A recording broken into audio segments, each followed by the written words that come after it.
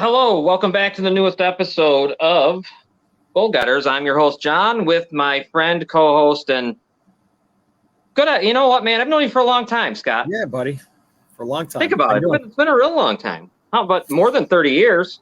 Yeah, definitely. Wow. Long time, brother. Yeah. We didn't see each other talk for a while, but yeah. You know, Robin asked me once what you were like in school. And we didn't really, you know what? You're probably not much different. I don't think you've changed much. What about you? What do you think? No, you're the same guy. You're pretty much the same person. Yeah, I was pretty much the same. I was friends with like everybody, kind of like, just like when I was at LaSalle, I was friends with, the people in the frats. I was also, so I went to those parties. I was friends with the preppy people. I was friends with stoners. I was friends with jocks. I was friends with everybody. You know what I mean? So I kind of got along with everybody. I never really had any enemies for the most part while I was in school. Same here. I think I got along with everyone. I didn't have any issues at all. I can't really complain. Yeah, no. What the hell is this? Hold on a minute. All right, I'm back. I don't know. I have never seen this little weird kind of marking on the bottom of the screen. But anyways, it's all right. It's just inside bullshit. You know what? We're lucky today. We've got our friend, good friend of the show, great friend of the show. Well, let's bring him in. Mike Augello. He's usually here for hockey, but he does baseball, and he's a baseball writer for Major League Baseball writer, and he is here today to help us go through Major League Baseball and the deadline. Mike, thanks for joining us. My pleasure, guys. How are you doing? Good. What's up, Mike? All right. Just, like we were talking, hot as hell here in beautiful Western New York. Yeah. Hey, guys, let me ask you, are you ready for fall? I kind of am ready for fall. I'm ready for fall whenever summer comes around. I'm not a summer person. Like I was telling you, I went to Yankee Stadium last weekend for Old Timers Day. It was 90 degrees. I was sitting in the left field seats. And that's the Sun Field, which that was the only tickets I could get, and I ended up standing in the shade for 6 innings before he left in the 7th inning. It was just too much. I'll bring me 70-degree to like 45-degree temperatures. I'll take that. Yeah. The winter, then that's different. Right. Yeah, man. All right. It's like having the sun seats at a football stadium. I didn't realize it was like that, and it was like 20 degrees hotter than it was outside. Those seats. It was like being under a magnifying glass. So I feel for you, man. Yeah, Bills, Bears. I got that. That happened to me whenever the last time the Bears played up here. Wow. I left at halftime. It was so hot. Yeah. The Bears killed them. I was at that game. Yep. We ended up moving down to the lower bowl and in the shade. And that was the only way I was staying in the stadium. So yeah, I got out of there. All right, let's talk about the trade deadline that just happened in Major League Baseball. Okay. Let's first start, Mike, with you and the big one. Juan Soto and the sneaky big move, Josh Bell, too, going to San Diego. Your thoughts on that for the Padres? What are they going to do? Is there a long-term deal coming now? Are they going to wait for those 2 years? I want to get your thoughts on that whole situation. Well, San Diego doesn't have to do anything in terms of a contract because they have Soto under control for this year and 2 more years. That's the reason why the payout for Washington was so great, because you really don't have to spend a ton of money on him if he goes to arbitration. Obviously, if he has big years, he'll get big money, but you're not locked into a long-term deal. And that was the thing. San Diego has got long-term contracts with Machado and Fernando Tatis, who's been injured for most of the year. He's coming back, and once they get him back, Machado, Soto, Tatis, righty, lefty, righty in the middle of their lineup, along with Bell. I mean, their lineup would be formidable. Their pitching staff is pretty good, but they don't have to make any kind of move in terms of signing him for a while. And the whole plan might be, let's just let things play out, and we'll see as we get closer to the end of their control over him whether they want to sign him, whether they feel it's necessary to sign him. I mean, I'm sure they'd like to, but especially with them giving up 4 top end prospects. I mean, with all the deals that they made, the Brandon Drury deal they made with Cincinnati, they emptied the coffers. They really, and also the Hader deal with Milwaukee. I think they traded their top 7 prospects in their organization, and these were good prospects like C.J. Abrams and Mackenzie Gore. Yeah. I mean, these were really big prospects. So out of that deal, San Diego got what they wanted, and Washington got 4 grade A prospects or 5 grade A prospects. Yeah, and Washington did what? I mean, they deserved that. That's what you get for a guy like Soto. I remember, Scott, me and you were talking about him last week. Yeah. I mean, this guy, 23 years old, he performed in the playoffs. He performed everywhere, and that's huge, right? I mean, so yeah, the Padres, Brandon Drury. Oh, by the way, first of all, poor Luke Voigt. He was the MLB player who had to go to Washington. So, yeah, the dumpies from the Padres, Hosmer blocking the trade to go to Washington and then ending up with the Red Sox, which is a fate worse than death. And Voigt going to Washington. The one good thing about Voigt going to Washington is he will get playing time. If he had stayed with San Diego, he'd be a bench guy. So maybe he can recapture what he had a few years ago with the Yankees. Now, can we say, I think the Padres are a winner. They did what they wanted at this draft. I mean, they're going for it, I guess. Mm-hmm. They've had it. They're going for it. They're going to beat the Dodgers. They're hoping. So they're a winner, I would say. Mike, am I right? Yeah. Would you? Yeah, they win. They're a winner. I mean, you got arguably the best closer in Major League Baseball in Hader.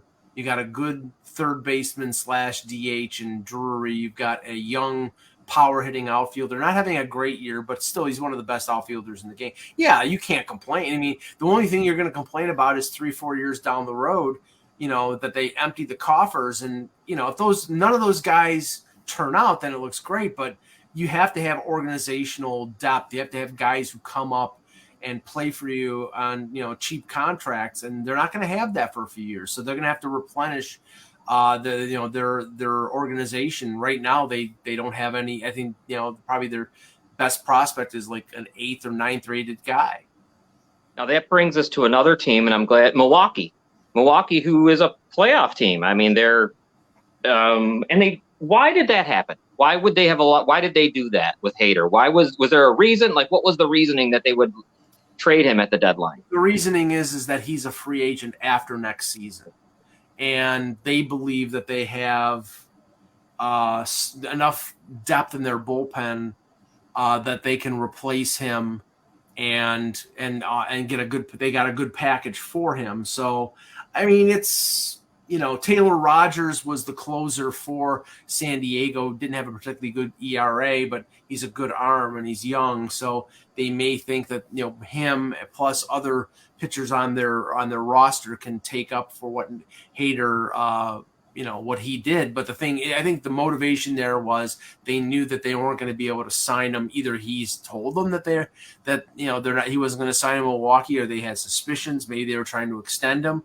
But that the only logical reason for being in a playoff race and trading the best closer in baseball is because you're going to lose the guy. The next team I want to go to is the Yankees, and I'm going to give you. Now, I'm a big Yankees fan, so my thing is, I think I liked everything they did. There was no I liked it. I mean, there's nothing, I guess, for me not to like. The only one that I want to hear what you thought about is the Montgomery. That just caught me off guard. What do you know? Why? Why was Montgomery traded for a guy who, I know he's hurt, but it seems like he's a good defender and stuff. But what do you know about any of that? Well, Montgomery, the determination, I heard Brian Cashman talk about this. The determination was Montgomery was probably not going to make their 25-man roster when it came to the playoff. Because if you look at their rotation, obviously Cole, Frankie Montas, who they got in the deal from Oakland, Nestor Cortez, and they hope Severino will be back in early to mid-September. So he was their 5th starter, and maybe even their 6th starter because they have Jameson Taillon. So, and they don't think Montgomery the way he pitches translates to the bullpen. He's not a 1-inning guy where he can come in and flame throw. He's more of a paint on the corners type guy. So, they like him as a pitcher. They developed him. He's a good sort of innings eater starter type of guy, but they didn't see a place for him on the roster going forward in the postseason. And I think they have hopes of pitchers in their organization coming up next year. The concern here is if, Severino doesn't bounce back or Montas has a shoulder issue that he had before he was traded from Oakland. I mean, if they run into innings problems, they could use Montgomery. But Bader is a Gold Glove center fielder with speed. He's from the Bronx. They see him as pinch hitter, pinch runner, defensive replacement. Maybe going forward after this season, they might trade Aaron Hicks because Aaron Hicks has been a disaster, and Bader would be maybe a potential center fielder. I mean, I personally would like to see them re-sign Andrew Benintendi, even though he's gone 1 for 21 to start with the Yankees. I love him as an outfielder, and he's a good hitter. He's just not been able to, so far, has not been able to sort of kick it into gear. I mean, I like all their moves. I mean, they bolstered the bullpen with Trevino and Efros. They bolstered the rotation with Montas, who, other than Luis Castillo, was probably the best starter out there. And they get Bader and they get Benintendi. So I think they did pretty good. Now, they got rid of Joey Gallo, and the Dodgers did them a favor, I guess, or whatever. Yeah, right. And Gallo had to be happy. I mean, to get away. I mean, it was hard to watch. I got to say, I couldn't stand it, but my goodness, it almost got to the point of not that I felt sorry, because I mean, what am I going to feel sorry for a guy playing baseball with all that money on the line? But God, he couldn't hit nothing. And I don't know, has he played a game yet for the Dodgers? Yeah, he got a hit with the Dodgers, I think yesterday. But I mean, I don't feel sorry for the guy. I mean, this is a meritocracy. This is a performance-based business. You're somebody who's hit 40 home runs before. Okay. And now I understand it. There have been players who have gone to New York, gone to the Yankees, Ed Whitson back in the day, Sonny Gray more recently, who just can't perform in New York. Gallo apparently was a Yankee fan. He wanted to perform. He just couldn't. They gave him a second chance after a bad finish last season. He did the same thing. He hit 159 in his career with the Yankees. That's putrid. Yeah. I mean, with most players, if he could have been sent down to AAA, they would have sent him down, but they couldn't because I think he would have to have been designated for assignment. So they got a decent AA prospect for him. I'm surprised they got that. I wish him well, but he didn't perform, and I have no sympathy for that. I mean, I'm not criticizing him. I don't think he should have been, pelted with spoiled fruit if he was walking the street. York, but if you're making millions of dollars and you're required to basically hit home runs, then hit home runs. And if you can't do that, then sorry, you're gonna take some abuse. Scott, am I over talking you, or are you all right? No, man. You know how it goes with baseball. No, I know. So much time for so many sports. I've got to shut up sometimes. I just want to make sure. No. Have at it, buddy. All right, the Dodgers and the Astros. Really, I mean, the Astros got Vasquez from the Red Sox. The Dodgers did nothing, but they probably didn't need to do anything, I guess. Right? Well, am I wrong on that? What the Astros do? Maybe I'm. They got Trey Mancini in that 3-way. That's right, Trey Mancini. We just talked about that. Right. Yeah. Right. And that's a good acquisition. A veteran hitter, adds to their line. I mean, their lineup, I think, has been hurt by some of the defections. Correa left for the Twins, Springer left for the Blue Jays. So it's not the lineup of a couple years ago. So you add Mancini to that lineup with Alvarez, with Altuve, with Bregman. Their pitching is really good. Their lineup is now a little better. I think most fans of the Yankees, most major league fans don't want to see that team be rewarded for the cheating that happened a few years ago and have them win again. But yeah, they're a formidable foe in the AL, and they're going to give the Yankees or the Twins a run for their money. Speaking of that, I'm glad you brought up the Twins. I mean, they did what they got to do, I guess. They got Tyler Mahle and Fulmer, and they got the reliever from the Orioles on deadline day that I'm recalling, and there could be more, and you tell me. But no one else did anything in that division. Give me your thoughts on that whole division, because I was shocked the White Sox and Guardians sat quiet. Well, I mean, first with the Twins, I mean, Mahle is he's an innings eater. He's not. I mean, once Montas went to the Yankees and Castillo went to the Mariners, short of Carlos Rodon, there really wasn't a difference-making guy. And, Molly, I think he's pitched 104 innings. So, he's a guy who's going to pitch every fifth day in your rotation. And he's solid, but he's not spectacular. They bolstered their bullpen. Fulmer was having a good year with the Tigers. Lopez is stunning because Baltimore is on the outskirts of the playoff race. Yeah. He traded their closer. He's somebody who last year, I think his ERA was like over 5. It was terrible, but he found himself as a closer. And if you look at the Twins, they really didn't have much in their bullpen. I mean, Pagan, I think, was their closer. So, the addition of Lopez and Fulmer really helps out them after their starters leave. Their rotation is sort of been disappointing, but they're probably hoping for them to have some success in the last 50 or 60 games. Now, yeah, I agree. The Guardians did absolutely nothing. And they're definitely an organization right now that will not spend $1 unless they're the Buffalo Sabres of the Major League Baseball. They won't spend $1 over what they absolutely have to. As for Chicago, they've spent money. The problem is their players aren't performing. They have guys like Eloy Jimenez who've been injured. They have good players. Abreu is a former MVP and having a great year. Tim Anderson's having a good year. They're not getting the performance out of their pitchers. They're just hopefully that their roster improves down the stretch. So they didn't really do anything other than add a lefty reliever from the Red Sox, Diekman.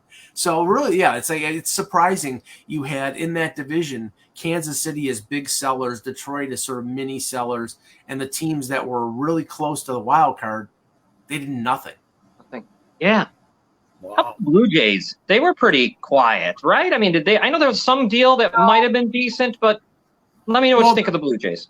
The deal that they made was sort of puzzling because they're a predominantly right-handed lineup, and they added a right-handed bat. They added Whit Merrifield from Kansas. He was a good, disciplined veteran hitter. He can play multiple positions.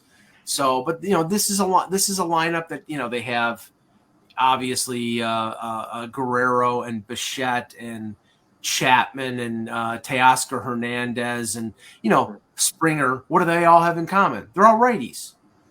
I think Springer might be a switch, but their lineup is predominantly righties. They needed to address their bullpen. They added a couple arms. Anthony Bass was a Blue Jay before. He's having a good year with Miami. Really, their moves were sort of head scratching and underwhelming at the same time. I thought that they would do more but they probably figured they're in the playoffs. And they are hoping that guys like Barrios and Kikuchi and Gossman pitch better down the stretch. I don't like the way their team is situated. I mean, they have a fantastic offense, but unless they're prepared to win every playoff game 8-7, I think they're going to struggle. Oh no, that sounds like the Maple Leafs. Jesus. Hey, Mike, best guess. Who do you think is the last man standing at the end of the season? Best guess. Come on. I know it's early. I don't want to be a homer because I am I'm a Yankee fan, even though I'm a writer. I'll just say this. I think it's going to be Yankees-Dodgers. Oh, that'd be great. I think the World Series will be Yankees-Dodgers. And that would be fantastic because, you've got the Dodgers with a great rotation, with Mookie Betts having another fantastic year. Young players like Gavin Lux having his first really good year. But the rotation with Buehler and Gonsolin and Kershaw. I mean, they're really a well balanced team. Now, San Diego, with the moves that they've made, they're gonna be a challenge and the Mets, if DeGrom stays healthy, you have DeGrom and Scherzer 1-2 in a rotation. If they're healthy and they can pitch every fifth day, playoffs, you have 4 starts from those guys. I mean, I don't think their lineup is as good as LA or San Diego, but their rotation is better than both of them. So you could see a Subway Series. I mean, I don't think it's a guarantee that the Yankees make the World Series. I think they have to finish with the AL's best record to have Houston visit Yankee Stadium in October. If they go to Houston, it's always a coin flip. But if I had to go out on a limb, I'll say Yankees Dodgers. Right. Cool, man. Mike, before we let you go, I want to show. Can I show you guys a video? I got a video. One video is 45 seconds long. The next one's like a minute. It'll run, and then the next one will come. Let me just show you this video. And when I was 8, when I was 8 years old, I knew right away I wasn't playing anywhere. Like in my sport, nothing. So I just wanted to be I had to want to be a broadcaster because I sure as hell wasn't playing in the leagues of any league. Let me just play this for you guys. It's just incredible. Look who's coming up. All year long, they look to him to light the fire, and all year long, he answered the demands. And with 2 out, you talk about a roll of the dice. This is it. High fly ball into right field. She is gone. In a year that has been so improbable, the impossible has happened.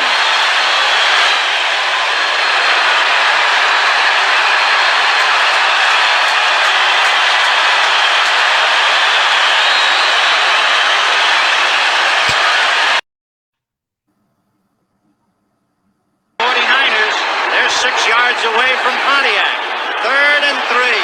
We'll see a pickup sometime on the right side, possibly. Montana looking, throwing in the end zone. Dwight Clark.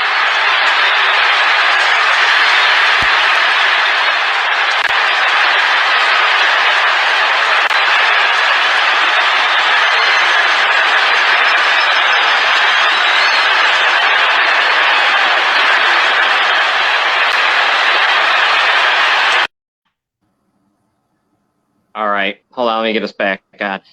So there, I just wanted to bring up Vin Scully. And Mike, I want to hear your thoughts on Vin Scully because, like I said, in the 70s when I played T-ball, I wanted to be a Yankee shortstop or second baseman. And I'll never forget, it was 1979. And I was told, don't quit your day job. I was only 8. So basically, yeah, this was it. And I love these guys. I want to hear what you think, Mike. Who was your coach? The Marquis de Sade? No, oh, yeah, it was bad. The guy had 1 arm. That's serious. I'll say this a bit regarding Vin Scully. Obviously passes away at the age of 94. And legendary is not even a good enough word. But the thing is, honestly, I had never heard his play-by-play of the Dwight Clark, the catch. Yeah.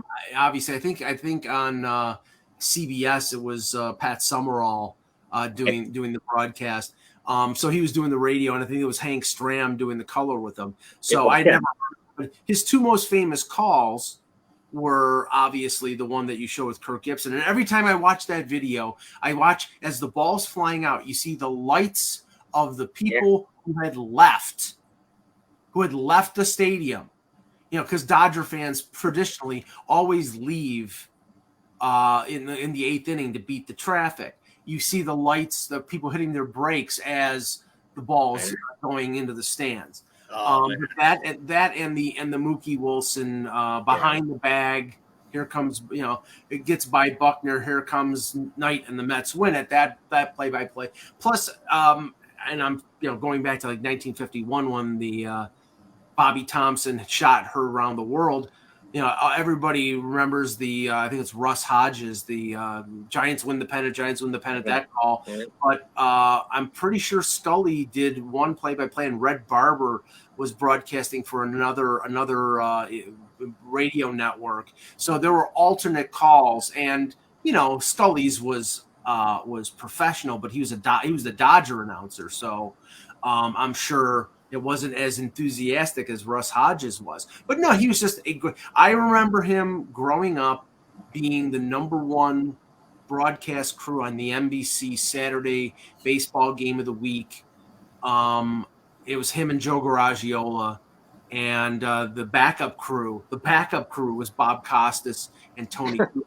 Wow. So, yeah, I mean, it was fantastic. But he was great. He was great. And the videos that you saw of people posting that, like, during just a normal August game against the Cubs, he's telling the story about a player getting attacked by a wolf or something. I mean, it was just great stuff. I mean, I could watch that stuff for hours. But yeah, he was a fantastic play-by-play guy, and he retired only a few years ago. It's a fantastic that he was 88 years old and he was still broadcasting. I think half the games.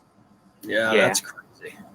Now I just wanted to hear what you had to think of him, because I know, like, with hockey, geez, I mean, for me, Bob Cole, I remember Danny Gallivan, those guys. I don't know if there's a guy, maybe there's a Hewitt in there, maybe that is the. Foster Hewitt. Foster Hewitt was the original Hockey Night in Canada broadcaster, and he, lasted until the 60s, and then he came back and next month there's going to be a documentary series on CBC about the 50th anniversary of the Canada-Russia series. Oh, good. And Foster Hewitt was the one who did the play-by-play for that. And I was 5 years old when that happened, but I vaguely remember watching it.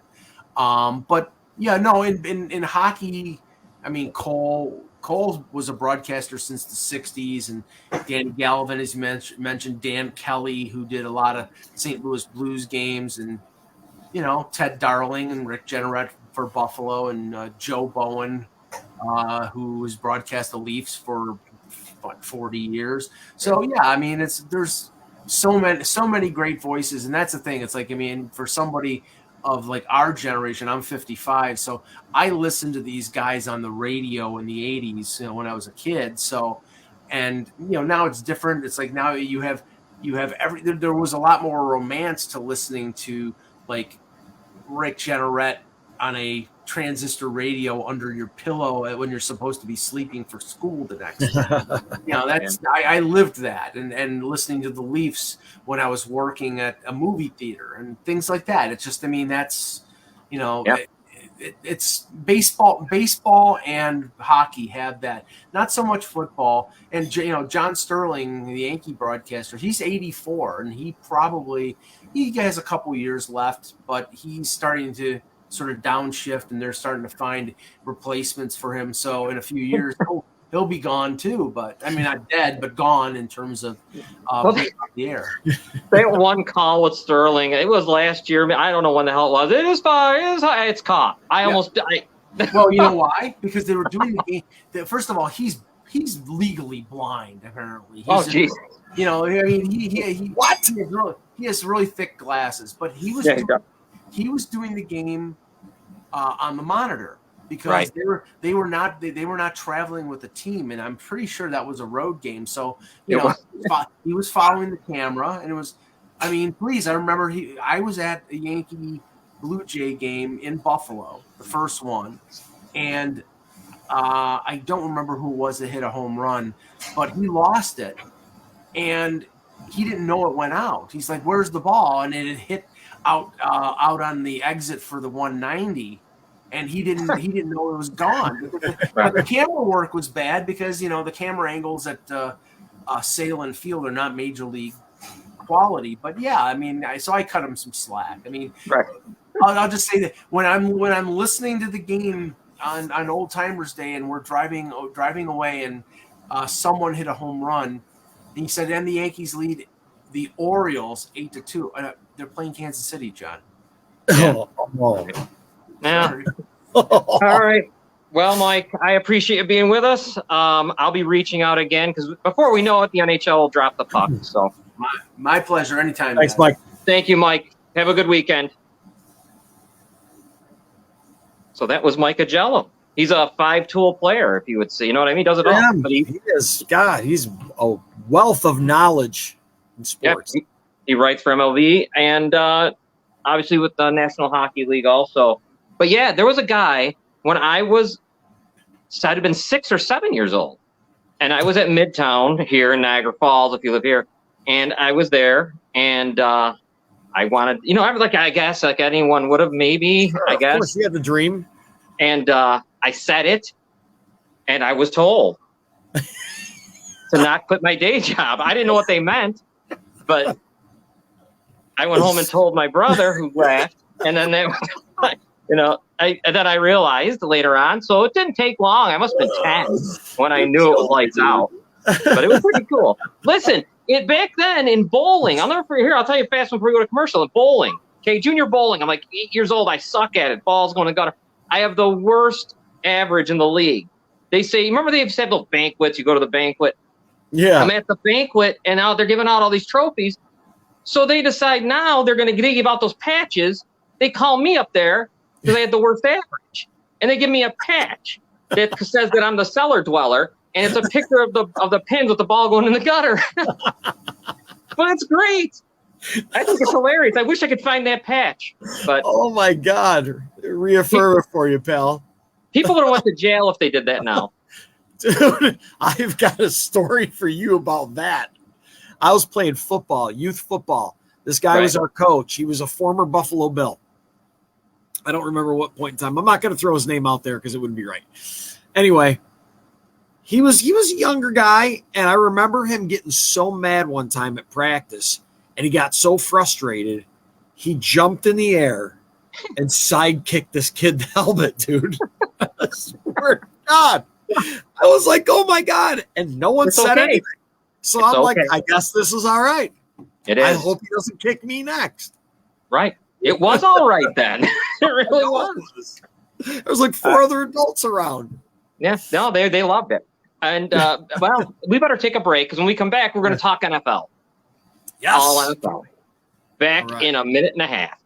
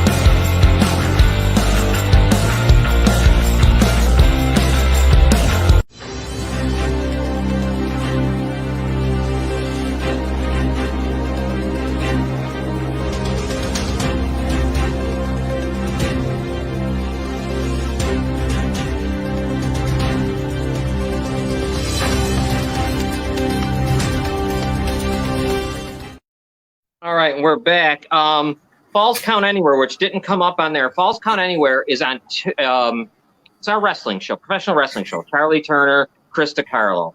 It is on 2 p.m. Saturdays.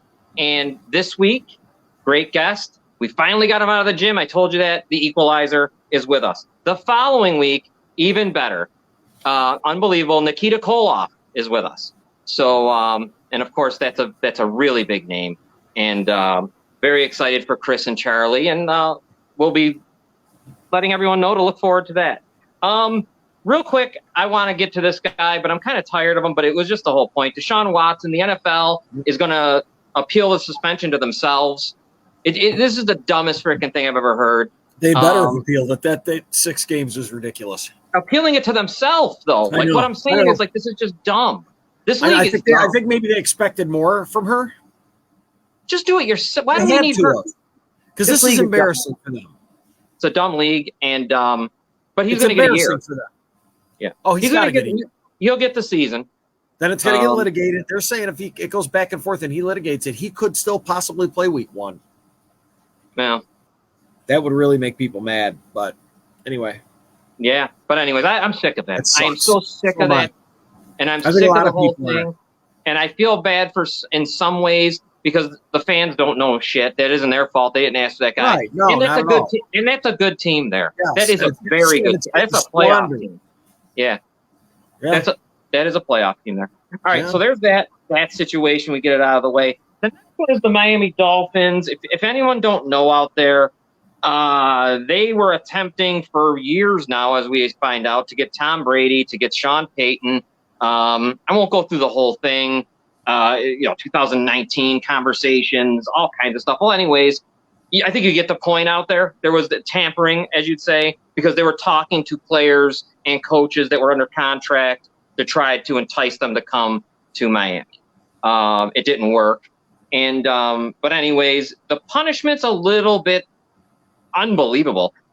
First round pick in 2023, a third round pick in 2024, a fine of $1.5 million, and a suspension through October 17th, which of course makes you laugh because of what Deshaun Watson was alleged to get. So, I mean, there you go. I mean, there's been other tamperings. I was looking it up. The Chiefs in 2015, they lost 2 draft picks, a third and a sixth, for talking to Jeremy Maclin. The Lions in 2012 lost 2 late-round picks for talking to a safety at the time that I don't even remember, Jared Page of Kansas City. Scott, your thoughts? You already know my thoughts, and I know there's no possible way it's going to happen. But I think Brady shouldn't he have played some little bit of accountability of somewhat at all? This was also, I mean, this whole thing started going into play, did it not? I mean, Sean Payton retired. Yeah. Brady retired. They started, it was going into motion until that text message that, I mean, Bill Belichick is an evil genius, is he not? Right. Till he blew it all up. To me, it looked to me as though the steps were in place. They were moving towards that, right? I mean, am I wrong? Yeah, it's possible. Yeah, I mean, I don't know. Yeah. So then why is Brady not to have any accountability at all?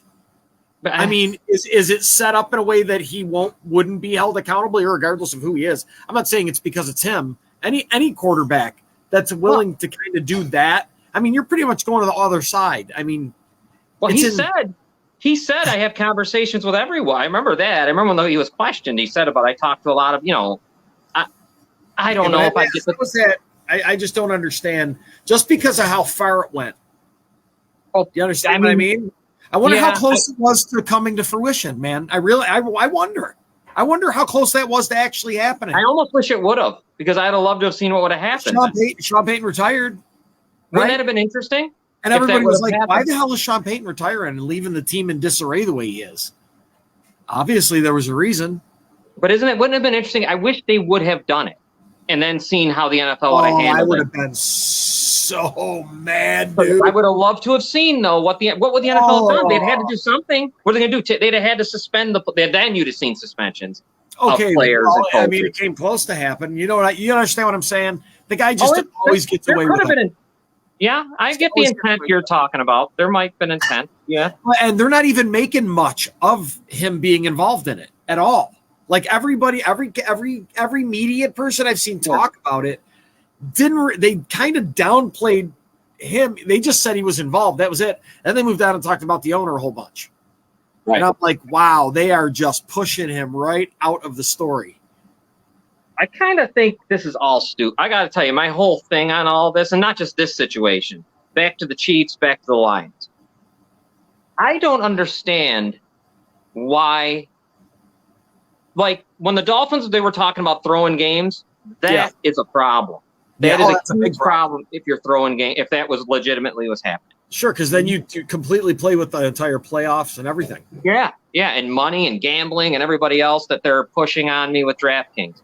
Then you have, but with this, like, I don't know if I find it a problem that they talk, that there could be conversation, but I don't know. I don't know Yeah, what but I don't know what I think it's of it. almost conspiring, right? It's conspiring, is it not? But it could be, yeah. To do what though? I mean, if you Well, leave, going into play, guys were retiring out of the blue. yeah. No, I know. I get what you're saying. It's a bad look. Yeah, the intent. And no one's really bringing up how bad Brady should look in that whole situation either. You know, I think they try. Yeah. I see, and I don't know if he should, but I don't know. If I heard correctly, I believe they were knocked out in the first round of the playoffs that year. New England. Yeah. Right. You don't think Belichick wants to maybe Belichick found out and totally blew it all up. I would not doubt it in the least. Yeah. He's an evil genius, dude. I really wouldn't doubt it. No, I know. I wouldn't either. I wouldn't doubt anything. I wonder if he really did that on purpose. It wouldn't surprise. No, I would say yes. If I had to, I don't know nothing. But if I were, I would say I would go with yes. It affects him too. It affects him too, right? Sure. You know. Yeah. Well, the NFL's lucky. All's well that ended well, because if that would have happened, all hell would have broken loose. You know what I mean? So they kind of got lucky. Belichick would have lost his marbles. Belichick saved the NFL right there. Face him twice a year. Right. You know? Real quick, got a few other notes I guess I want to get to, and just because we should, right? Deebo Samuel does the 3-year extension. Let me look at this right. He's getting $58 million guaranteed. Great. $73 million, I think the contract is. Awesome. Seems like a good deal. Yeah. You know. I like the way it's. I think it's a good deal for both sides. Yeah, I think so. I thought it was going to be a lot more than that. I thought he was, but it was that he said afterwards that all the stories that people were saying about how he didn't want to run the ball and he wanted to be paid as a runner. He goes, that was not what the problem was. See what I mean? Yeah. He said, but I couldn't say anything. I wasn't allowed to say anything. So now he never said what the problem was. So I'll still leave room for speculation. And with the right. It's he a good really deal. Closed the door on it, to be honest. Yeah, it's a good deal. Yeah, they're both happy. Let them go. Let them be. Now, someone who's sitting there and needs a team to play for is Garoppolo. And now here's the discussion I was hearing. Go to Tampa Bay, sit behind Brady, because Brady's probably done. There you go. You're a Buccaneer. Or do you go to Cleveland? But then when you go to Cleveland, Watson's coming back and you're done. So maybe you go to Cleveland if Watson gets the year. Because then that's just your selling point. You're selling yourself, I guess, for another team. You know what? I don't think I would. I don't think I would touch Cleveland with a 10-foot pole. Yeah. I don't think I would. Right. I don't think the way his squeaky clean image is, I don't think he would do that.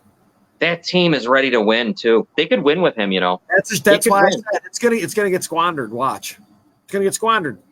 If they got Garoppolo, they could win. Nick Chubb's going to get ran down because he's going to be running the ball all the time. You know what I mean? They could win with Garoppolo. Kobe Brissett. I know. But wait. That's starting. Yeah. Well, times are tough. That's too bad. I mean, and for the fans. Times are tough, he says. Yeah. No, really, it's too bad. I mean, for the people that go to those they games. had a lot of options. I'm kind of surprised that they went with him, unless it was just because his play is so similar. I think so. Because didn't he, if I remember correctly, did he play that? No, he didn't play the season. Did he back up Deshaun before in Houston? Ooh.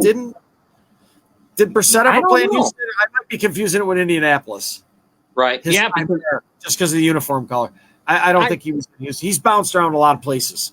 I want to like Jacoby Brissett, by the way. When I see him, he's big. He looks like he's had moments.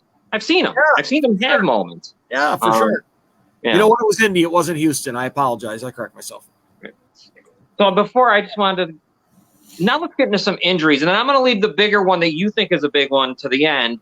But let's talk about James Washington for the Cowboys, out 6 to 10 weeks. That's a blow. That's tough. That hurts. Yeah. I mean, it looks like Michael Gallup will be ready, so that's good for them with CeeDee Lamb. The word is Tony Pollard playing slot receiver, which is an interesting idea. Really?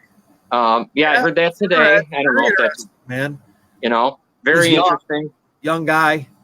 A lot of talent, right? So it's Absolutely. probably, so there's James Washington, a sad situation. I mean, not sad, whatever. I mean, the guy got hurt. He ended his season, which is too bad. I thought he was going to be good. Tim Patrick for Denver. Oh, I felt real bad for that guy, man. I thought he was going to be the number 2 there. I kind of liked him. Yeah, he came on last year. He had he played pretty good. Yeah. He earned his spot, let's say. And an injury like this, man, you get forgotten about so fast. You know what I mean? Yeah. Right. If Russell Wilson makes someone else shine, they'll forget about you like that.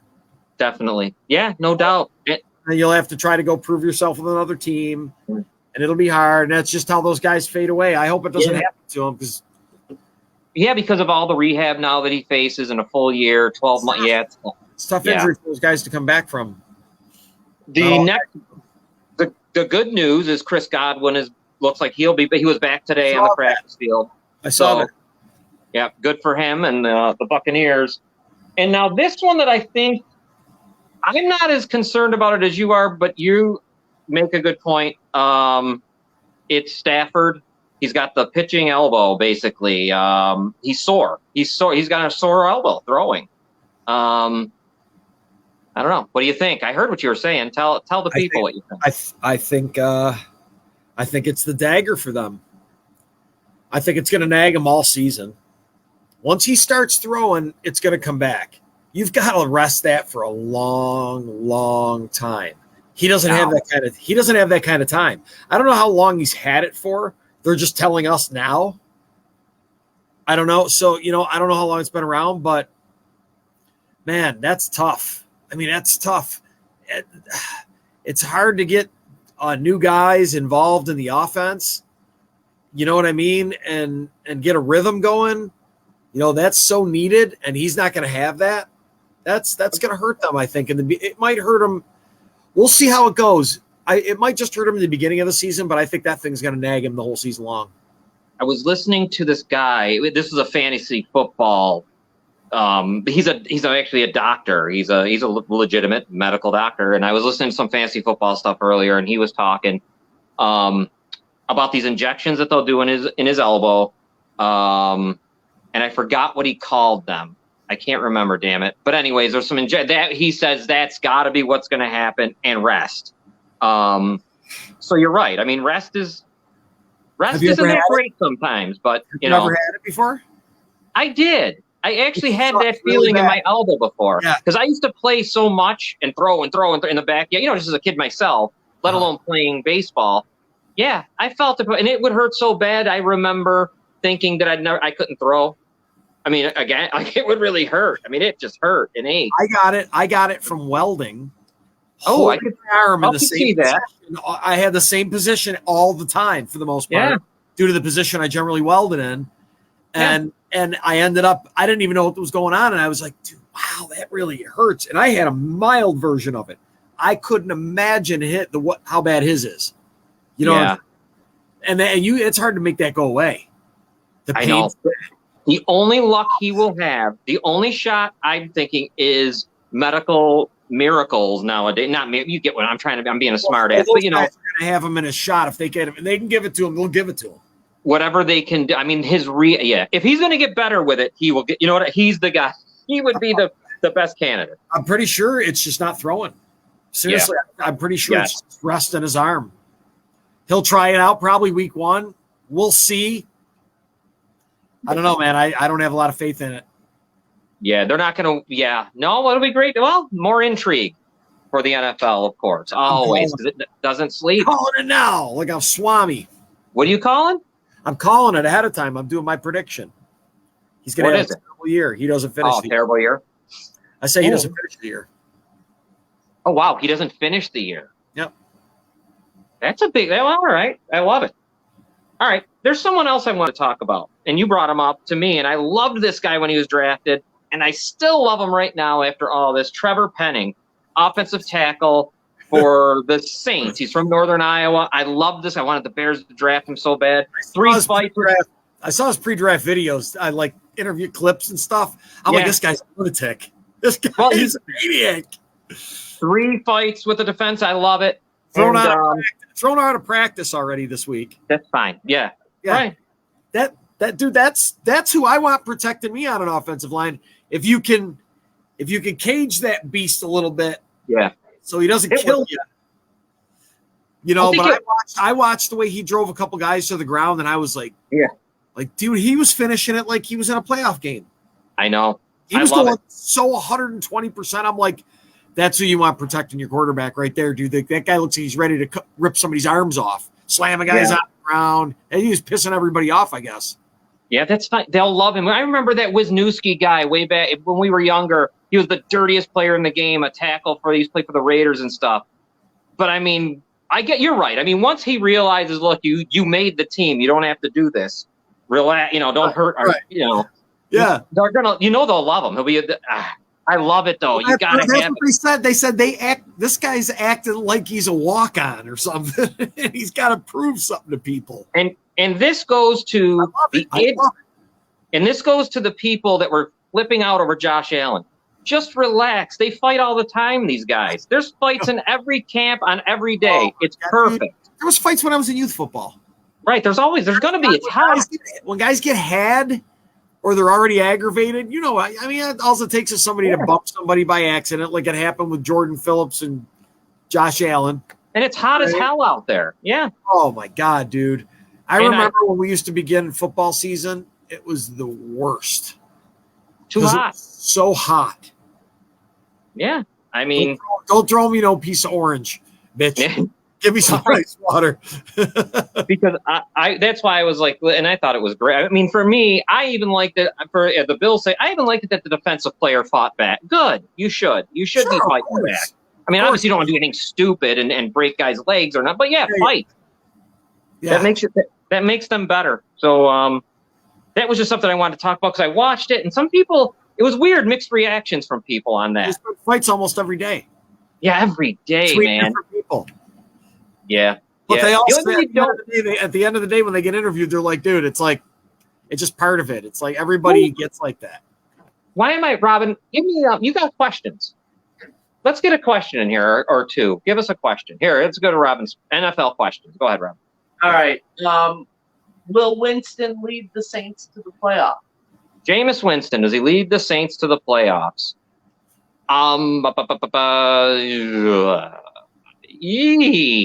If he ever cuts down interceptions, he could be one of the really good quarterbacks in the league if he could just not throw 28 touchdowns and 34 interception type deal.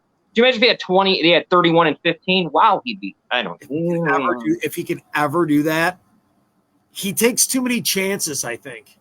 You know what I mean? And that's generally been his problem, but I'm going to say he does this year.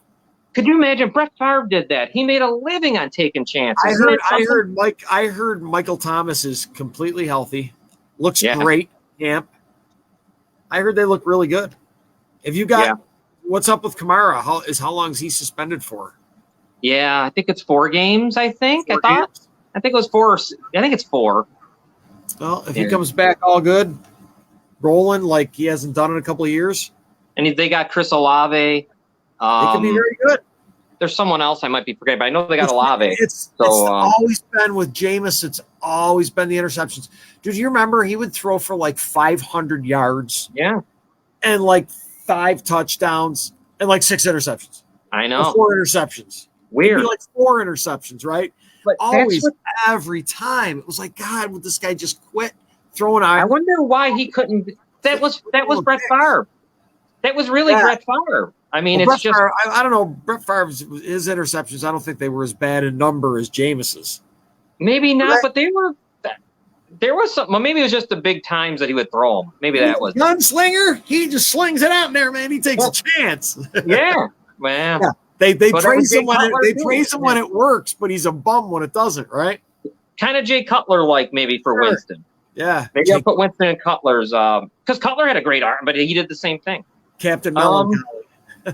Yeah. But then give us another question before we get to Let's go through them. All right. Will Tom Brady's numbers drop off, especially given the offensive line issues there? No. I'm going to say no. Why would I say they would? And I don't. What's the offensive line issue? Do we have an idea? Center. The center. That's right. Just the center. Yeah. Or otherwise. And Marpet, the guard, retired. Right. He retired. I'm going to give him a no just because, but it's got to happen some year, I guess. I'm going to think retirement-wise, they probably already knew. I don't know. I wonder if how out of the blue it was, but I'm going to say no.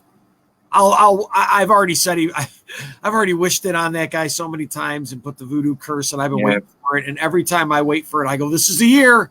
He proves me wrong. So no.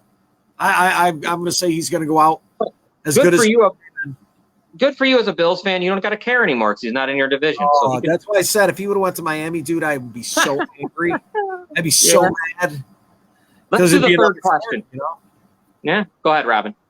Will Baker Mayfield be the Week 1 starter? What was that now? Will Baker Mayfield be the starter Week 1? I guarantee it. You're guaranteeing it, and I'm going to say no. But you know why I say that? You're guaranteeing it. Huh? You know why? Why is that? So going through research and some stuff today, I see he is taking most of the first team reps.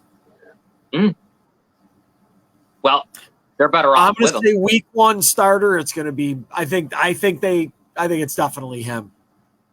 I think for sure. All right, guaranteed. If he's healthy, he's not that bad. No, he's all right. He's definitely better than Sam Darnold. I think, yeah. I mean, maybe Garoppolo. He's a little bit better. He's a better running around. He ain't seeing ghosts. I think he's like Garoppolo. That's what I think he is. Yeah. Yeah, he's not going to throw 500 yards or anything like that, and but he can get you by. He's already done it. Yeah. I bet you Cleveland would like to have him, right now. Anyways. They're going to be cursed for a while, I think. That's a shame, man. And I don't care. Good for them to screw them. But I just it aggravates. I don't even know why I care because I generally don't even like them. It was just as a football fan, I wanted to see it. As a football fan, I think it's pretty shitty for a team to do that to their fans. Yeah, that guy shouldn't even have been able to come back into the league. There's a lot of people that get back into it, but that's how I feel about it. But you know what else too? You talk about Tom Brady and that whole thing. There's a lot of other people that should get suspended. I don't know what the hell the Houston, that what their role was in allowing all that to happen. Boy, they paid some money up real quick to hush everything, didn't they? I guarantee you everybody signed NDAs and will never know anything. Yeah. Fuck yeah. You're right. Until people die or there's no longer a Houston Texans football team. No, you're right. No, you're right. They definitely, I think they knew he was a freak. And they were supplying him with the room, and then I think he was like, yeah. They were like, nah, you need to go elsewhere. Here, take this with you so you don't get yourself arrested. They really need to. Right? There needs to be suspensions. Yeah. All right.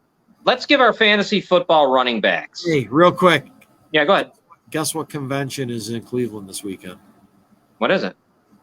A masseuse convention. Oh, dear God. Come on. No. I shit you not.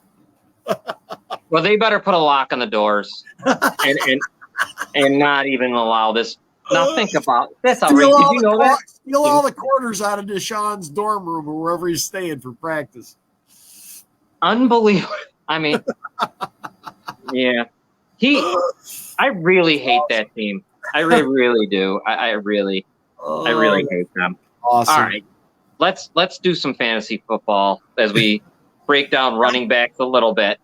What do you think? My number one guy, because he had 18 touchdowns, rushed for 1,800 yards, is Jonathan Taylor. Has to be. Has to be, right? Has to be. I don't know how anybody else would fill that spot. Now, once again, your particular league, if it's a point per reception, there's some players you want to look at, like Najee Harris and Austin Eckler and Fournette, and these guys had over 60 catches, so that's pretty good. Receiving touchdowns always count. Real quick before we get into our list, Eckler had 8, and Aaron Jones had 6. So some of that too. Number 2 for me is I kind of got a toss-up on it between Henry and Delvin Cook. But I might go with Derrick Henry. Got to. Yeah, you think? He's going to run the ball so much again this year, man. He's so good. Yeah, and he got so good. And he's rested. Yeah. He is, dude. He's so good. Yeah. Until he shows me signs of slowing, man, it's got to be him. He's a touchdown machine. Yeah. Derrick Henry had 10 he might before he went out. 200-yard game. He might break off a 200-yard game for you, but he gets the ball around the 5-yard line. Forget it. He's most likely going to get in there. Yeah. He had 10 already before he went out. I'm going Delvin Cook on this one. For me, number 3 is Cook. For me, oh God, I'm like right there. Yeah, I'm gonna go with Eckler with my number. Eckler, 3. Yes. Yeah, it's not big. He's getting the offense that he's in. I think he's going to be catching some balls out of the backfield, possibly a little bit more this season. We'll see. I think he's set up in a better offense. 70 receptions last year for Eckler. He had 8 receiving touchdowns and 12 rushing touchdowns. So that's a great I number. think you might see it increase this year. I really think I think the Chargers are going to be I think they're going to be up there. I think they're going to be one of the top teams in the AFC when it comes down to it. I don't know how you stop those guys, man. With Keenan Allen on the outside out there. Yeah. They're just Eckler in the back, Keenan Allen out there. And if Herbert takes another step like he should, yeah, they're tough. And that defense, I mean, come on. You know, you just added Mac. They got both. I mean, come on. Those two, they are going to be a wrecking ball if he stays healthy. Health. Yes. Health for Khalil Mack and Bosa. They don't like to finish seasons. That's what I mean. Khalil Mack, I mean, he's up there in age, you know, and he's had his fair share of injuries. Yeah. A lot of times I have to wonder how much of it is the injury how much they're hurt or how much they don't want to come back and play for that team. Right. No, or they don't even want him back. Right. Yeah. Sometimes I wonder, you know, when they stretch out like towards the end there. We'll see though. I think I think he's going to have a great year. Now, it's my number due to the fact that it's Jacoby Brissett and all this, I still like Nick Chubb because to me, Nick Chubb is a monster. He's huge. This guy is a truck. He is Derrick Henry a little bit. He's a big guy, and he's got those huge legs, dude. Yeah, I'm a big fan, and even though I know he might get tired out, but I think if you're a fantasy player, I wouldn't mind. I think I gotta like to have him, because I would like to have him as well, due to the fact that he's going to be probably running the ball a ton again this year, and they still have on him a lot because Deshaun's not going to be out there. They're going to run. That's the only thing that worries me about him is I wonder about his health. I think he's going to catch the ball. He's getting like stuck between quarterbacks, so they're relying on him to be the patchwork to go. You know what I mean? Yeah. To ride through everything, and you know sometimes they put too much on his shoulders. That'll be shortening his career for sure because that's what always ends up happening. You had Eckler. All right, I'm going to skip him. Najee Harris. I kind of really like him with Pittsburgh. He's another one. He had 74 receptions last year. They're going to rely a lot on him again. Yeah, 74 catches last year. I didn't realize it. When I saw that, I was shocked that he led the league in receptions. Do you think it's going to go up? It should with the bums at quarterback they have. I would think. Are they better than Big Ben? Gotta be, right? What do you mean, old Big Ben? As far as old Big Ben, last year Big Ben, yeah. Based on last year Big Ben, where they never went through the ball downfield at all.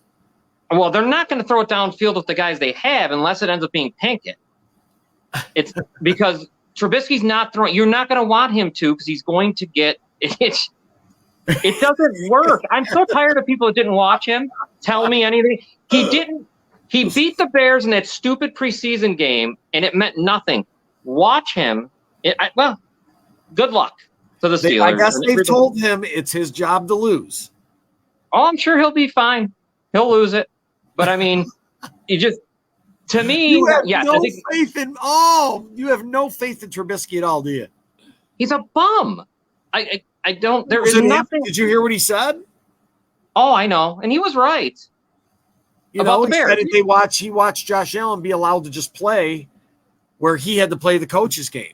He wasn't allowed to play his game. He can shut up. He doesn't have Josh Allen's talent. He couldn't be Josh Allen if they let him play. If they let him, I don't care if there's six guys. If there were six guys on the field, there could be a 7 on 12. Huh?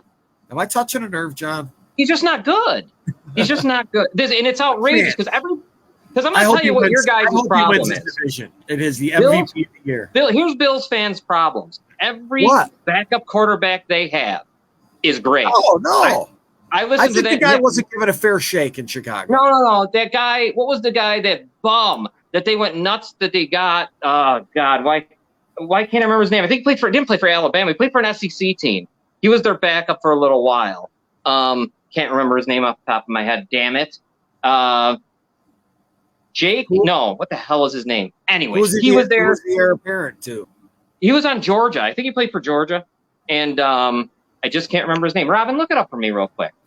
It would have been a Bills back. It would have been back in probably, well, look at the Bills roster 2018 maybe? Something like that. 19 backup quarterback? Yeah. Was it like Jeff Toole or somebody like that, was it? No. We'll get him. But every time this team has a backup, it's the best backup that's ever walked.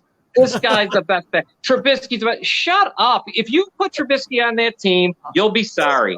Please let him start 16 games. We'll see, though. We'll see what happens. I wish he played for Buffalo.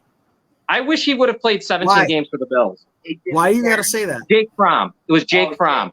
Jake Fromm was the best backup quarterback that ever walked. Where did you hear that? The people. The online. Oh, I never thought he was a great backup. Well, you're a good one. That's why I like you. Yeah. Because I don't have to have these conversations. Yeah, I didn't like that guy. I didn't care for him. He was great. But anyways, Trubisky, enough. No one watched him. I'm telling you, no one watched. I can't wait. Come out week 1 and throw for like 350, 3 TDs. Watch. I'll do something. I'll probably throw up here live, and then I'm ending the stream immediately because I'm gonna start punching shit. All right, back to the running back. Okay, sorry. That's all right. This is a tough one for me because I don't know. I like Joe Mixon and I like DeAndre Swift, but I'm gonna go with Swift because he had 62 catches last year. I think the Lions are better, and it looks like their offensive line is pretty good, and I think Swift could be awfully good this year. I think he's going to be great this year myself. He's younger. Mixon gets hurt too much. Yes. Yeah. You're not going to get a full season out of Mixon. There's no way. He gets hurt every year. I've had him before. He gets hurt every year. I still like Aaron Jones just because I think he'll get touched. I think Aaron Jones, the only thing is if you got A.J. Dillon there, so that might be a handcuff to you. That sucks. A lot of teams are doing that. Yeah, that's hard with the handcuff. Buffalo's going to do that a ton this year. Yeah, they're one of the teams. It's funny. Them, the Rams, and the Dolphins, I wouldn't want their running backs because it's just too hard. Yeah. You'd almost have to have them all. It's just you're going to get like 60 yards out of each one, and maybe each one will get a touchdown or something if they do good for you. You need that touchdown, and they're just so good at the other position. I hate when you're waiting and you're looking and it's like goal line and you're waiting to see what package they bring in. Mm-hmm. You know, you're like, dude, why are they not bringing them in? Oh, it sucks. Yeah. Well, or you could be me as a Bears fan with Nagy, and they're on the goal line. They're doing jet sweeps and losing 5 yards, losing 6 yards, and I don't understand. And they don't realize that it's not Tyreek Hill they're handing the ball to anymore, right? Because he's with the Chiefs. He just won't. He won't listen. It's not him. They're handing it to I don't know, Kevin White, who's not even in the league anymore, or whoever. And and they're thinking this guy's going to do Tyreek Hill maneuvers, but he sucks too. Anyway, Christian McCaffrey, who knows what he's going to do. It sucks with him, man. Yeah. what are you going to get out of him now? He's never, ever, ever. When's the last time he had a full season healthy? I know. And he's really ever? No, and the team's rough. It's not really a great year. Yeah. he was one of the more dominant fantasy running backs I ever seen at that when he was healthy. And then he's just gone. Yeah. See ya. That sucks. I wish he was better. James Conner, 15 touchdowns. He's a touchdown guy. 15 touchdowns. He had 3 touchdowns receiving. He's interesting. The news on Ezekiel Elliott is interesting because last year he was one of 7 players to gain 1,000 yards. There was only 6 others. He had 10 touchdowns last year, and I don't know. It's going to be weird over there. I really think if you get him later on, you might be happy. If you get him late, you don't want him to be. You want him to be. Oh, dude, I'm not taking him. He's definitely a later on pick. I kind of like him. I like him with. I told you, him and he's gonna have Pollard. something to prove this year.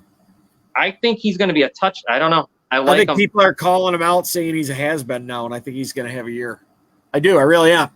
Because they think that with Tony Pollard there, they think he's going to be a bum now. Seriously, I know. that gets in those guys' heads. And the Cowboys. If he's driven it all, he should have a – I'm telling you, the Cowboys are going to have a good year. They're just going to screw it all up in the end like they always do. They have such a good offensive line. They screw it all up in the end every single time. Here's another guy that Cordell Patterson's weird. I don't know. I can't believe what I'm seeing with that. So, maybe again. I mean, he took over from Mike Davis that year in Atlanta and went crazy. And playing running back. Is he going to be full-time? I think. I don't know who else. I don't even know what else they got over there. Oh God, dude, it's a terrible team. Well, we'll see. I don't know if he's doing it full-time, but what about Cam Akers? Yeah. I mean, I just hate that team. I hate the Rams running game. It was one of the ones I stay away from. Really? Rams, Why? Bills, and Dolphins. I don't want any part of them. I'm telling you, this year, not with the whole situation with Stafford, I'd love the Rams running backs. That's a good point because they're going to take him a little bit earlier because I think they're going to rely on those guys way, way more. Yeah. Seriously, I think you're going to see a lot of maybe shorter passes in the get-go. Good point. Yeah. Shorter passes, a lot more run game. Rely on the defense a bit. Have Aaron Donald and them guys handle things for him and hope that happens. Yeah. Here's a name. Long year. Saquon Barkley. Does he make a comeback finally? Does he do? He's going by the way of Christian McCaffrey, kind of, unfortunately for him. Well, if he doesn't show something, he's going to be out of the league, or he's going to be a backup. Yeah. This is his last year on his contract, right? They wanted to trade him, and they couldn't. Yeah. Too bad. What a great player he was. Went to a shitty team. How many times have we seen this happen? I know. How many times have we seen guys that were – look what happened to Barry Sanders, dude. Well, yeah. It's like the only bright spot of that entire team, dude. Brought him to the playoffs. I felt so bad that guy never won anything because he was so good. So good. Yeah. I didn't have that feeling for him being a Bears fan. I didn't. Oh, I understand. I didn't want him to win. But, you play, man. But he was great. Damian Harris for New England, 15 touchdowns last year. Interesting. That's a lot of touchdowns. So he'd be an interesting thing because 15 of them. I mean, they're going to run, or I would hope. And that's another team that's terrible with that. The PFF guys and stuff like that say that they think that there's going to be a regression with New England. They just don't think that. They think it's just going to be that natural second-year regression, not movement forward for Mac Jones. Right. Just because his ceiling isn't too high. Right. Right? Yeah. You're right. I Did can he play see to his ceiling, do you think? You know him from college. Do you think he's played to his ceiling? Do you think he can grow to – I mean, your arm strength usually doesn't get better. I mean, he threw the ball – in Alabama, he didn't have a problem throwing the ball down the field. I mean, but of course, he was throwing it to the greats, a super team. He's just not fast, right? I mean, I know that's tough now to be – I mean, you almost got to build around him like a 90s. You know what I mean? He's just not – he just doesn't have that. He's lacking that. I don't know how that I don't know how that works anymore in this league. Well, if you tell me, if you think, then if they're right, then those guys are going to be gold. They're going to rely on that running game again. You know what I mean? Definitely. Javonte Williams for Denver. Everyone's talking a lot about him. I mean, he could be a DeAndre Swift type, maybe. Word is someone that's in the same realm right here. Mm-hmm. Why did they play Josh Jacobs so much last night? Oh, the Raiders. Yeah. Yeah. What's that all about? What are they showcasing him? Interesting. They Good thought. they refused to offer him a contract. That's true. Interesting. Yeah. Never thought of that. So Never ever. what's Yeah. up? That they saying, hey, somebody make me an offer. Look at this. Yeah. You know? Well, Jacksonville with Travis Etienne, I think he could be good. I mean, he's got all the makings of being one of those one of those guys that catch a lot of balls and do everything. Right. You know, They so need shit just to come together there, man. James Robinson's good though too, so it's going to be a little bit of a handcuff for him. You know, I don't understand why things aren't coming together there. I'm a little confused on that. And maybe it will this year. I don't know. I mean, they had to get rid of Urban Meyer immediately. I mean, he was just out of control, and it looks like Peterson. Better get rid of Urban Meyer after all that controversy. Yeah. I mean, shit. I mean, he played. They got a good coach. I think in Peterson. I think that's I think they're in a. It's funny. I was comparing them to the Bears last year, and they are a step ahead of Chicago, where this was the year that they spent more money than anyone else this year. And that's why when he was getting Christian Kirk over there, I didn't want Christian Kirk on the Bears. It doesn't make any sense. I don't need Christian Kirk yet. Next year will be the year, to start doing stuff. But you're right. Jacksonville, I don't know. Last night they didn't play anybody, so I couldn't really read much there. I can't wait to see them. I think it's gonna be interesting, So I think they're gonna be more of like I think expectations for them should be 500 or a game Definitely. or two above that. Is 100% a success for them. Absolutely. You hit 500 or a step above, that's crazy. A successful year for that. That's a young team. That's a major step in the right direction. And I think you should, if things start clicking, they got a lot of first-round picks on that team, man. If shit doesn't start clicking, what do you start doing? You got to start getting rid of guys or something and bringing somebody else in, because if the chefs aren't able to put that stew together, then something else is spoiled in it. You know what I mean? Right. Yeah. David Montgomery for the Bears, I think will have I'd feel happy to have him as my second running back on my team. I like him. He's going to score touchdowns. For sure. I think the Bears will have a better offense than they did last year. I think the whole thing is, but the whole feeling around that team is better. You can just tell because they got a new coach, they got a better offensive line, the whole deal.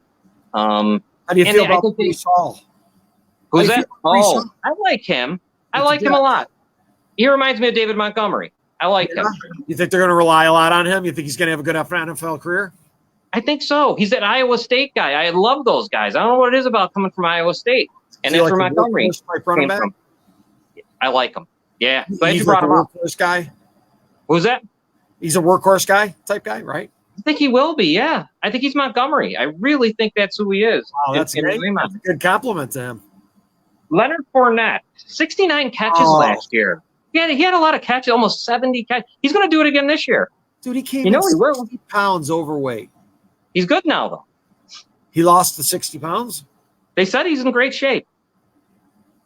That was just a couple weeks ago. I know he's in great What do you have, a 20-pound shit a couple times a week? He lost 60 pounds? He's doing the UFC thing. I know. They say he's in great shape. Jesus Lord, he's in the steam room a little while. If he's okay, he's a great one to have because of the catches and the reliance. Yeah. Coming out of college, I thought that dude was going to take the NFL by storm, dude. I thought he was going to be a massive beast. Everybody told me so much about this dude, so I kind of looked at, what he did at the end there of his college career, and I watched his highlight stuff, and I'm like, wow, this dude's different. And then he didn't. Well, yeah, I don't know. Didn't he? He went to Jacksonville. He was drafted by Jacksonville. Yeah, that's what I mean. They go, these first-round picks go with shitty coaches, and it's hard. Yeah, it's tough. But anyhow, Scott. Oh, shit, it's 20 after 7, dude. I didn't realize. Yeah, we'll wrap it up. Because me and you could talk all night. I want to thank. Oh, hold on. We got a top 5 here. I want to read this one off from our friend Chris. He's got Taylor, Henry, McCaffrey, Eckler, and Chubb. Just don't like McCaffrey. McCaffrey scares me. That's all. Me too. But if McCaffrey is healthy, look out. He stays healthy. That's a diamond. That's a diamond pick right there. Yeah, that's unbelievable. So, anyways, I want to remind everyone real quick about us on Twitter. There we are. Follow us at GoalgettersS2, please. Follow us on Twitter. Also, if you get a chance, follow us right here on Facebook. Give us a like. goes a long way for us, please. And also, don't forget Falls Count Anywhere tomorrow. The guys, Chris DiCarlo and Charlie Turner, have set up some really good interviews. I talked about it for a second earlier. The Equalizer, who tagged, I mean, he's got a whole long career with Hulk Hogan and stuff. So he was on. And then we have another one coming up on the 13th with a huge star, Nikita Koloff, Ivan Koloff's nephew, the whole thing. And so he was great. So I just want to remind everyone about that. What else do I got to remind you about? Stay tuned for Monday, Citizens United with myself and Noel, but that's a local show if you're here in Western New York. And Robin's show on Tuesday, Robin Rossino live, and then us on Friday. And that's it, Scott. All right, man. Hey, hold on. Next weekend is all the preseason football. Yes. I cannot wait. Bears Chiefs, 1 o'clock on NFL Network. That'll be fun. Saturday, that's right, because I'm going to be at the game. Oh, you are? What time's that game? What time do they play? I think it's early. Is it an early game? Who do they got opening? Who's their opener against preseason? Sure, I don't remember. A while ago, I think it's Denver, maybe. No. Oh, nice. Oh, I'll tell you right now. Never mind. Well, We'll figure it out. Anyway. Yeah, we'll figure it out. All right. If it gets on the 13th, I go. That's what I know. Good. Enjoy your weekend, Scott. I'll be talking to you. All right, brother. Have a good one. You too, dude.